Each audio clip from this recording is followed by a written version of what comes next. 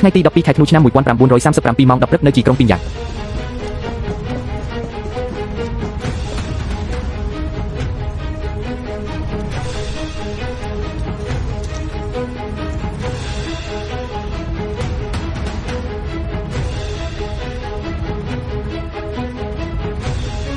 យ៉ាងហោចណាស់ក៏មានពី200ទៅ300នាក់ដែរពួកអាត្រិឆានសូម្បីតែរោងមួយក៏មិនធ្វើឲ្យស្នាក់នៅដែរទីបញ្ជាការខ្ញុំឆឹងហ្វឹងមកដល់ទីតាំងហើយសូមធ្វើការភ្ជាប់ទិន្នន័យទទួលបានភ្ជាប់ទិន្នន័យរួចរាល់អេក្រង់ធំបដូរទៅមើលទិដ្ឋភាពជាក់ស្ដែងហើយចា៎ដ្រូនហ្វឹងនីវត្រៀមហោះឡើង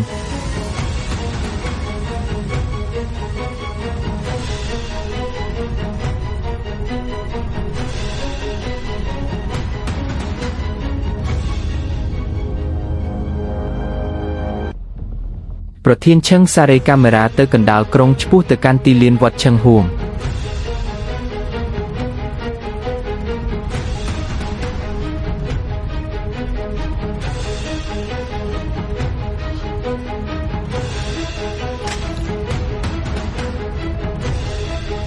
ីងជុនដាវអញប្រើលេងកាត់ហើយកាប់តតែរើមុខអស់ហើយតើអញកាប់បាន105នាក់ហើយវើយអញក៏ទៅបាន105នាក់ដែរពួកយើងស្មើគ្នាអូ100នាក់ទៀតមកចាំមើលនរណាបាន150មុន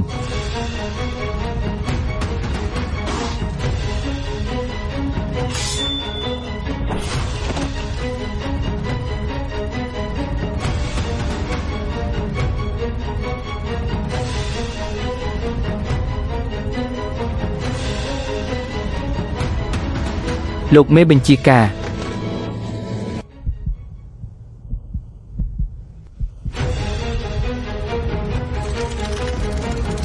នោះគឺជាជីវិតរបស់ប្រជាជនយើងអាត្រិឆាន2នាក់នឹងយកជីវិតបងប្អូនយើងមកលេងសើចធ្វើអន្តរាគមកម្រិតខ្ពស់បំផុតនៅក្រុងពីងយ៉ាងអាត្រិឆាន2នាក់នោះត្រូវតែកាប់វាជាចំណិតឲ្យអញ